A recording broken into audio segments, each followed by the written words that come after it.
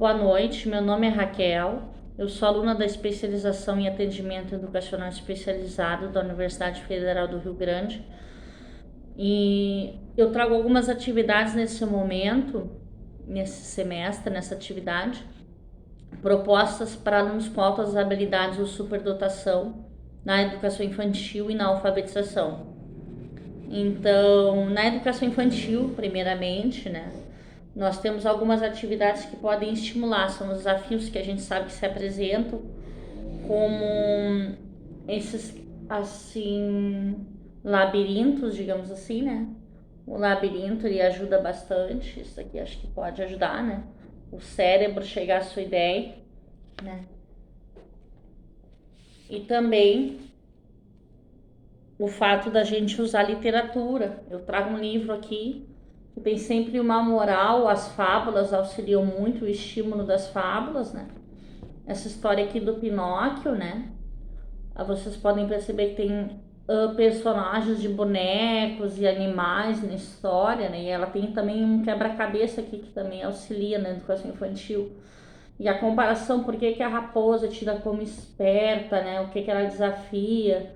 E o burrinho aqui, por que o personagem dele é inteligente, né? O grilo, por que ele é falante, ele dá ideia, por que essas características se assemelham às humanas, né? A gente pode questionar, então, quem são os personagens, qual é a moral, qual o ensinamento fica dessa história, né? As características positivas e negativas que tem aqui, por exemplo, né, o fato do Pinóquio sair, não querer estudar, né, e se afastar do pai, o que acontece, os riscos, né? E, na verdade, a moral que fica da história, né, que não pode a mentira, a esperteza, né? O fato de não querer seguir as regras aqui também, o que levou ele a fazer, né? Então, também observar os espaços que ocorrem essas histórias, estimular ele a aprender quais são todos os espaços aqui. Pode ver que ele também é engolido por um peixe no meio da história, né? Então é bem interessante. E a moral é bem válida também para a educação infantil. Outra atividade que eu tenho para educação infantil é da aranha, que a gente usa também o rolinho de papel higiênico, a linha, a tesoura e a cola, bem poucos materiais. E através desse molde aqui, que é simples, né, mas que os alunos se sentem estimulados a fazer, eles vão fazer essa aranhazinha assim, que fica móvel, né? Ela é apoiada ali no rolinho de papel higiênico, por fim. Já seguindo para a alfabetização e no ritmo da musiquinha da cantiga da Dona Aranha, então, através da cantiga da Dona Aranha, quando ele já tem o conhecimento das letras, procurar as palavras da cantiga no caça-palavras, né? Pintar de cores diferentes, questionar quais as cores, quais as palavras que têm mais letras, ou quais as vogais e consoantes, quando já são alfabetizados, né? Estimular o conhecimento de várias áreas pictóricas.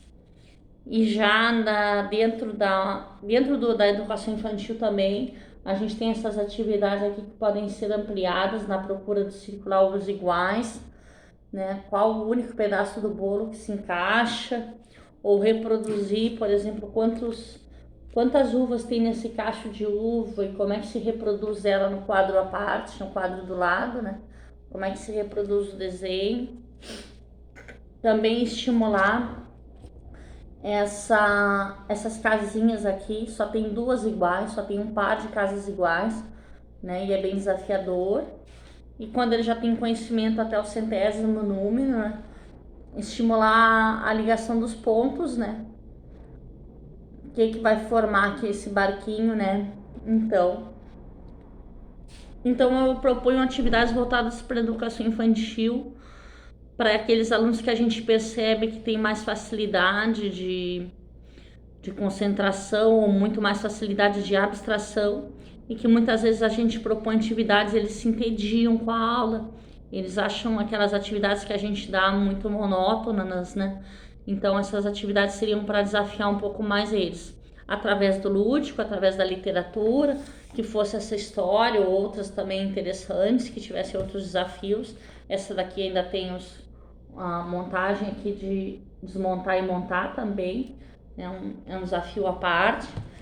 E essas outras também. Um grande abraço, até mais.